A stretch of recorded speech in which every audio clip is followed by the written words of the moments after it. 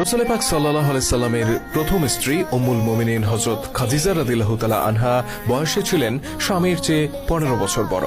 যখন বিয়ে হয় তখন রাসূল সাল্লাল্লাহু আলাইহি সাল্লামের বয়স ছিল মাত্র 25 বছর, আর খাদিজা রাদিয়াল্লাহু তাআলা আনহা তখন 40। প্রশ্ন হচ্ছে, বয়সের এত ব্যবধান থাকা সত্ত্বেও রাসূল সাল্লাল্লাহু আলাইহি সাল্লামের সাথে কেন তার বিয়ে হয়েছিল? এই বিবাহের পেছনে নেপথ্য ঘটনা কি ছিল? কি কারণে একজন 25 বছর বয়সী সুদর্শন যুবক মুহাম্মদ সাল্লাল্লাহু আলাইহি সাল্লাম নিজের চেয়ে 15 বছর বড় একজন নারীকে বিয়ে করলেন? এই প্রশ্নগুলো কি কখনো আপনার মনে উকি দিয়েছে? যদি দিয়ে থাকে তাহলে আজকের ভিডিওটি আপনার জন্য। এটা রাসূল সাল্লাল্লাহু আলাইহি সাল্লামের নবুয়তের দায়িত্ব পাওয়ার 15 বছর আগের কথা। তিনি তখন 25 বছর বয়সী টকবকে যুবক। গোটা মক্কায় তিনি তার বিশ্বস্ততা, আমানতদারিতা, পরোপকারিতার জন্য আল আমিন অর্থাৎ বিশ্বাসী নামে পরিচিত। তাছাড়া এই অল্প বয়সেই তিনি নিজেকে একজন সফল ব্যবসায়ী হিসেবে প্রমাণ করেছিলেন। কখনো চাচা আবু তালিবের সাথে, আবার কখনো একাকী সুদূর সিরিয়া সহ বিভিন্ন জায়গায় তিনি বেশ কয়েকবার বাণিজ্য পরিচালনা করেছিলেন এবং প্রতিটি বাণিজ্য যাত্রায় বেশ লাভবান হয়েছিলেন। মুহাম্মদের কাছ থেকে পণ্য কিনলে ঠকতে হবে না, এরকম একটা বিশ্বাস প্রতিটি মানুষের মধ্যে ছিল, আর এই বিশ্বাসটাই ছিল তার ব্যবসায় সফল হওয়ার সবচেয়ে বড় কারণ। এবার আসি খাদিজা রাদিয়াল্লাহু তাআলা আনহার প্রসঙ্গে। খাদিজা ছিলেন মক্কার একজন ধনাঢ্য ব্যবসায়ী। তার ব্যাপারে বলা হয়ে থাকে যে মক্কা থেকে যখন কোনো বাণিজ্য কাফেলা বের হতো তখন সেই কাফেলায় সারা মক্কাবাসীর যে পরিমাণ মালামাল থাকতো, খাদিজা রাদিয়াল্লাহু তাআলা আনহুর একারই থাকতো তার সমপরিমাণ মালামাল। বুঝতেই পারছেন তিনি কতটা ধনী ছিলেন। কিন্তু এত ধন সম্পদ থাকা সত্ত্বেও খাদিজা রাদিয়াল্লাহু তাআলা আনহা ওই সময় ছিলেন স্বামীবিহীন। ইতিপূর্বে 2 বার তার বিয়ে হয়েছিল এবং 2 জন স্বামী অতি অল্প বয়সে মারা গিয়েছিলেন। এরপরেও আরো অনেক বিয়ের প্রস্তাব এসেছিল, কিন্তু খাদিজা রাদিয়াল্লাহু তাআলা আনহা সব প্রস্তাব ফিরিয়ে দেন। এদিকে সময় তো আর কারোর জন্য বসে থাকে না, ক্রমেই বয়স বাড়তে থাকে খাদিজা রাদিয়াল্লাহু তাআলা আনহার।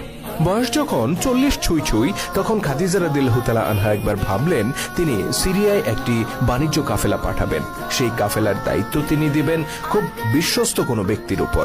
মক্কার অপরাপর বাসিন্দাদের মতো খাদিজাও জানতেন মক্কায় মুহাম্মদ ইবনে আব্দুল্লাহ নামে একজন বিশ্বস্ত যুবক বসবাস করেন। তিনি লোক মারফত মুহাম্মদ সাল্লাল্লাহু আলাইহি সাল্লামের কাছে এই বাণিজ্য পরিচালনার জন্য প্রস্তাব পাঠালেন।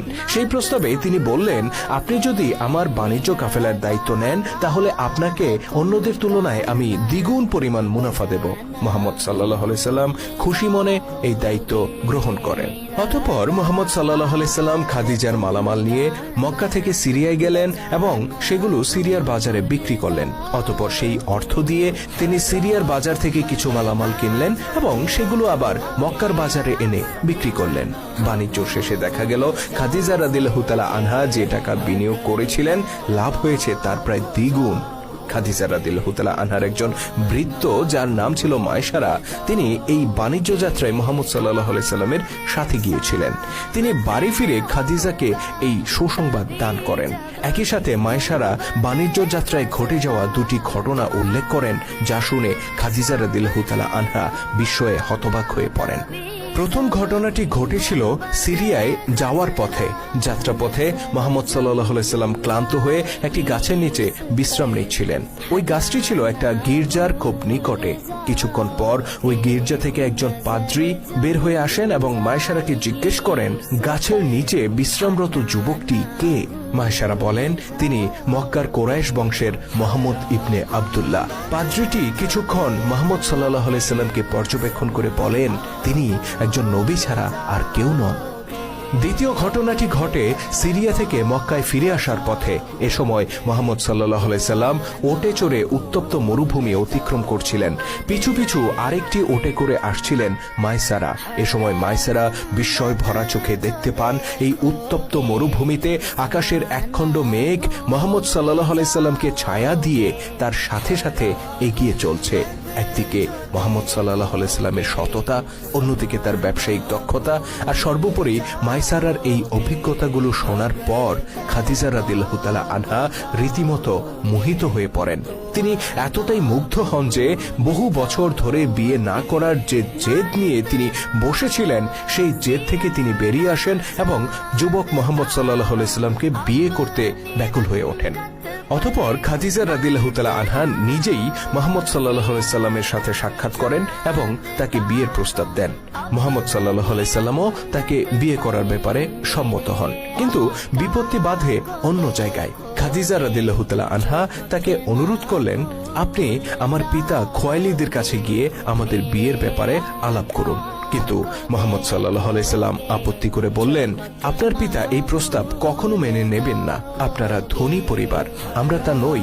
আপনার পিতাকে এ ব্যাপারে রাজি করানো আপনারই দায়িত্ব। বেচারি খাদিজা রাদিয়াল্লাহু তাআলা আনহা পড়ে গেলেন বিপদে। তিনি নিজেও জানতেন তার পিতাকে এ ব্যাপারে রাজি করানো সহজ হবে না। তিনি ভাবতে থাকলেন কিভাবে তার পিতাকে রাজি করানো যায়। অনেক চিন্তা ভাবনা করে তিনি শেষ পর্যন্ত একটা ফোন দিয়ে আঁটলেন। পিতা খোয়ালিদের একটা বদ অভ্যাস ছিল যে তিনি নিয়মিত মদ পান করতেন। তো এরকমই একদিন মদ খেয়ে তিনি মাতাল অবস্থায় ছিলেন। এই অবস্থাতেই খাদিজা রাদিয়াল্লাহু তাআলা আনহা তার কাছে যান এবং মুহাম্মদ সাল্লাল্লাহু আলাইহি সাল্লামের